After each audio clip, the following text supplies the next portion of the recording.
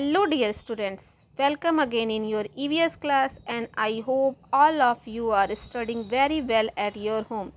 Dear students, today we will start our new chapter, chapter 11, My Country. Okay, what is my country? Country means an area of land with its own people, government etcetera, यानी हमारी land का, हमारी धरती का, हमारी पृथ्वी का एक ऐसा एरिया, ऐसा हिस्सा, ऐसा भाग जहाँ पर उसके खुद के लोग और उसके खुद की सरकार होती है, वो क्या कहलाता है?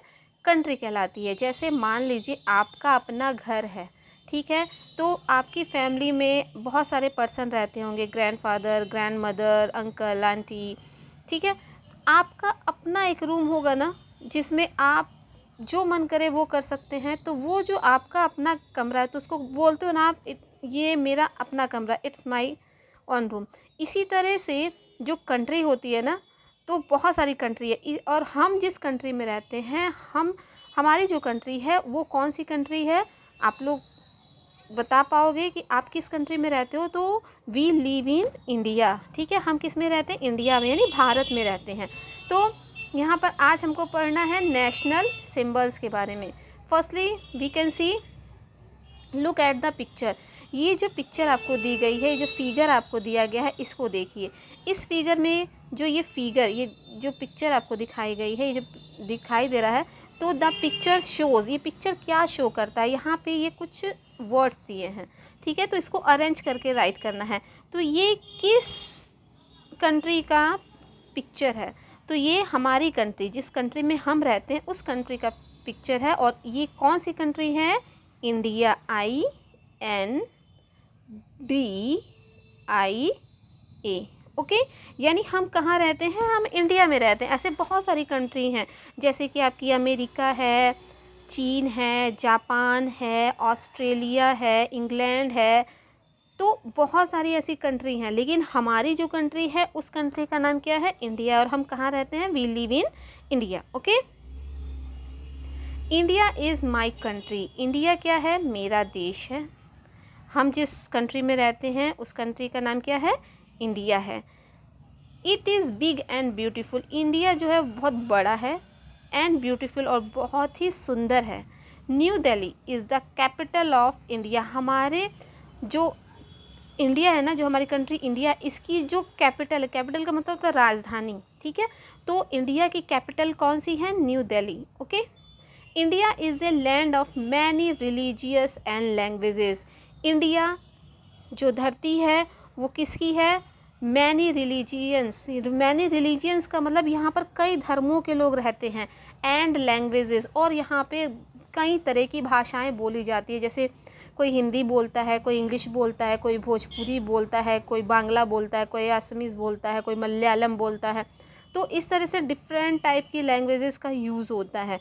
इंडिया एक बहुत बड़ी लैंड है, बहुत ब्यूटीफुल है, और जो हमारी इंडिया है, इसकी कैपिटल क्या है? न्यू दिल्ली है। और हमारे इंडिया में बहुत सारे धर्मों के और बहुत सारी भाषाएं बोलने वाले लोग रहते हैं। नेशनल सिंबल्स, हमारे जो है कुछ राष्ट्रीय चिन्ह भी हैं। नेशनल मीन्स होता है राष्ट्रीय, सिंबल मीन्स होता है चिन्ह, ठीक है। कुछ राष्ट्रीय चीज़ें हैं जिसको हम बताते हैं कि हमारे यहाँ का ये नेशनल सिंबल है। जैसे कि मान लीजिए, every country has its on national symbol. हर देश का अपना कोई राष्ट्रीय नेशनल सिंबल होता है, ठीक है। यानी हर देश का, जितने भी देश हैं, चाहे आपका अमेरिका है, चाहे जापान है, चाहे फ्रांस है, चाहे ब्रिटेन है, तो सबका अपना कोई ना कोई नेशनल सिंबल्स है। तो the following are few national symbols of India. यहाँ पर कुछ नेशनल सिंबल को दिया गया है। इंडिया के कुछ नेशनल सिंबल हैं। जैसे कि फर्स्ट हमारा नेशनल सिंबल क्या है? National flag.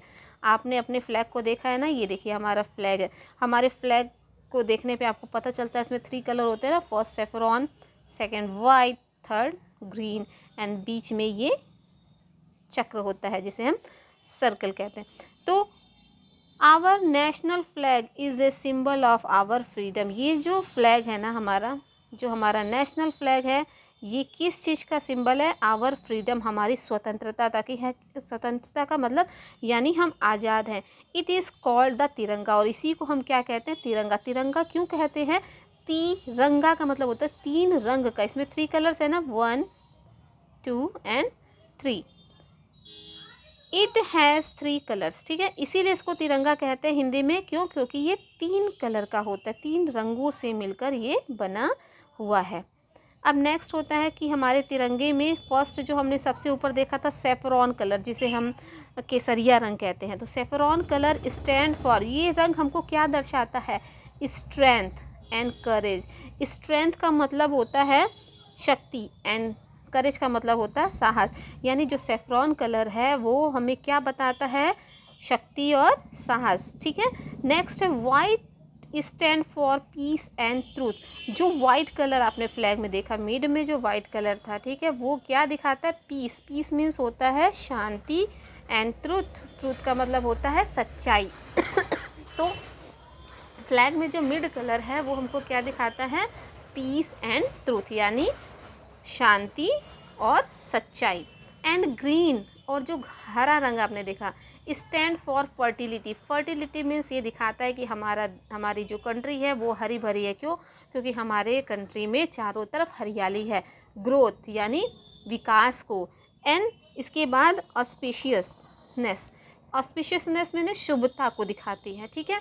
यानी जो हमारे फ्लैग में 3 कलर होते हैं, फर्स्ट होता है सेफ्रॉन कलर।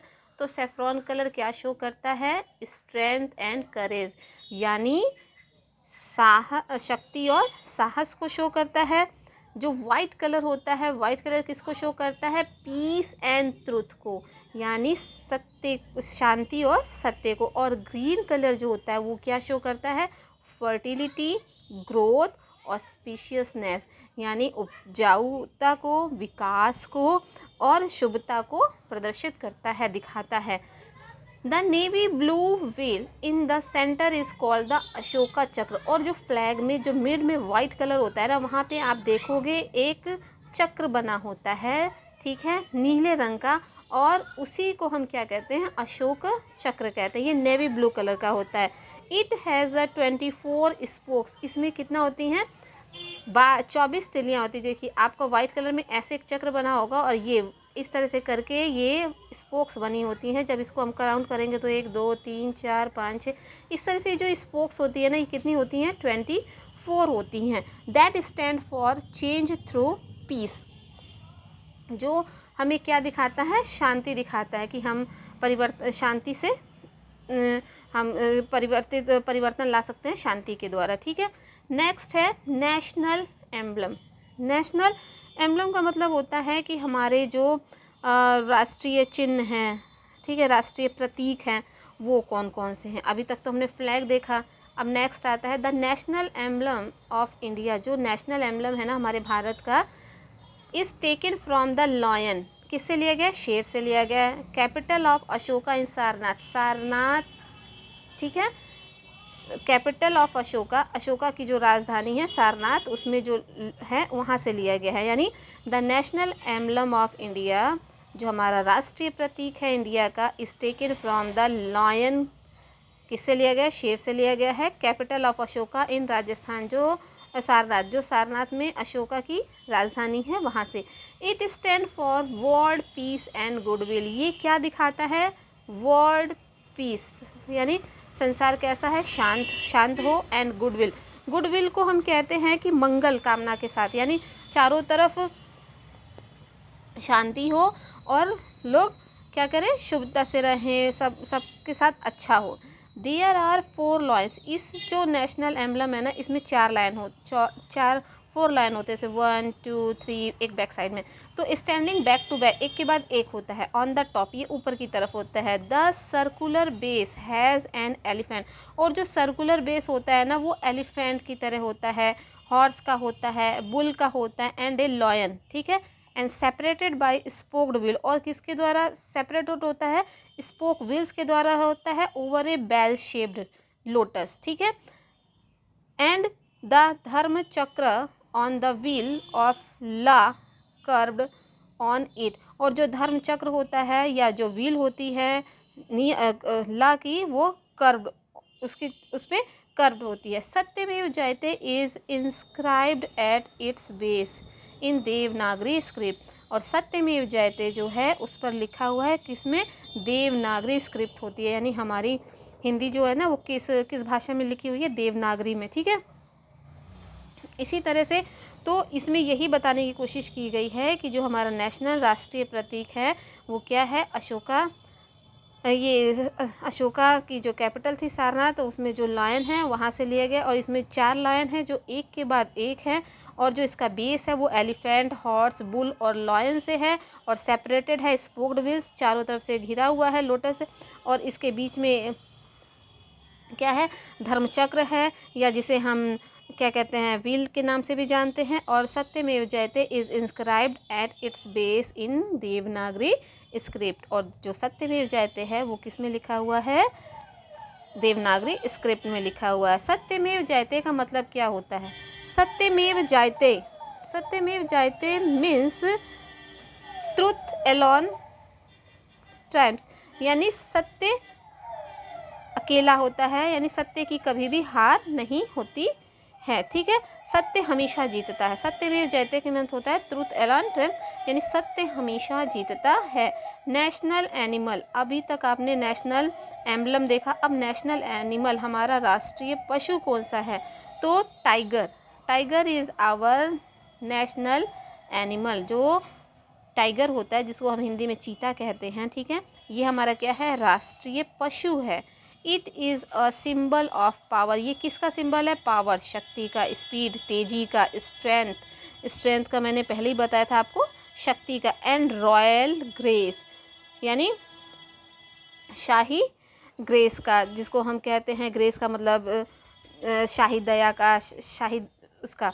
नेक्स्ट है नेशनल बर्ड। अभी तक आपने नेशनल एनिमल में क्या देखा, टाइगर होता है। नेशनल एनिमल क्या है, टाइगर है, और ये किस चीज़ का सिंबल है, power, speed, strength and royal grace का। अब आता है नेशनल बर्ड। नेशनल बर्ड क्या है, तो द पीकॉक, जो मोर है ना, मोर देखा है आपने कभी, नहीं देखा है, यहाँ देखिए मोर है, तो जो पीकॉक होता है, peacock is our national bird, peacock हमारा नेशनल बर्ड है।